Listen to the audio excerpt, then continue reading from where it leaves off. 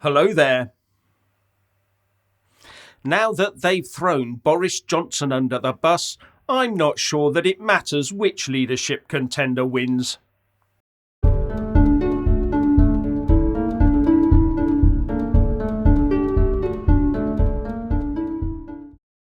I'm getting the distinct impression now that whoever wins this Tory leadership vote will end up in power for the remainder of this Parliament and then lead their party into opposition. That is, if they last that long. They've only got 2 years to try and turn the economy round and convince voters to stick with the blues. But the only blues that people are going to be stuck with for the foreseeable future are the economic blues. With the emerging truth being that modern global economics is not designed to help ordinary people, if it ever was. The Industrial Revolution brought about a time of stack 'em high and sell 'em cheap, where workers had money, and to get wealthy your goods and services had to appeal to the masses to get them to put their hands in their pockets for whatever it was you had. And that included them allowing themselves to be taxed a bit more for things like the NHS. Whatever it was, food, heating, water, furniture, electrical goods, cars, holidays, doctor's appointments, education, it was all there. It was all available. But nowadays, stacking stuff high and selling it cheap to the masses is now considered a crime against the planet. So a backdoor system of rationing is being developed, where the bigger your wallet, the bigger your ration. And it won't matter whether it's Liz Truss, Rishi Sunak, or for that matter Keir Starmer, who's inside number 10, the new rules will be set elsewhere and the PM will just sign it all into law. And part of all of this new developing economy will be a permanent lack of goods and services. And the job of the modern politician is to convince you that you have to pay all those prices to save the planet, while they put laws in place to control your ability to argue or complain. Because it will all be to save the planet, and how dare you think otherwise?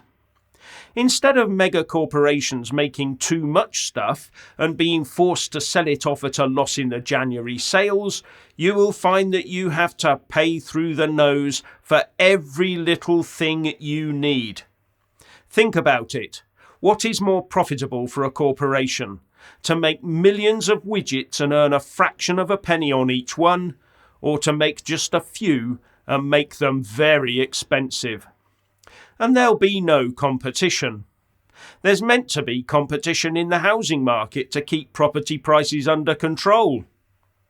There's meant to be competition in the garage forecourt business. There's meant to be competition in the utilities. There's meant to be competition to keep the price of food down, but instead of that, we're seeing supermarkets starting to lock even cheaper food in plastic security containers. And think rail fares. And how about the air travel business? Fewer flights and prices rising. Has the so-called competition in those arenas helped? You get the idea. Right now we're witnessing ever more cost with an associated ever decreasing level of service and fewer goods.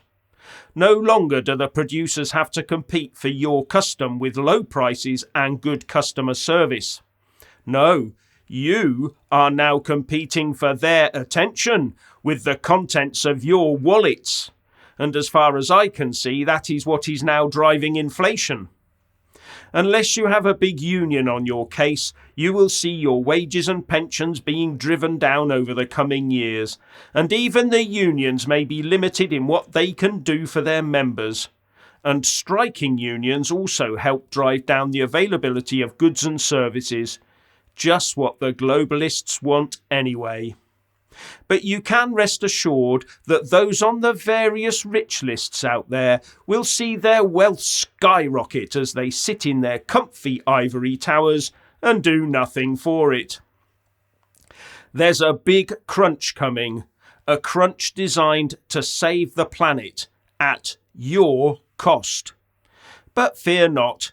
The scientists are developing chemically produced meat and milk that will replace natural food for the masses, because the perceived wisdom is that natural foods destroy the planet, and so traditional agriculture must end.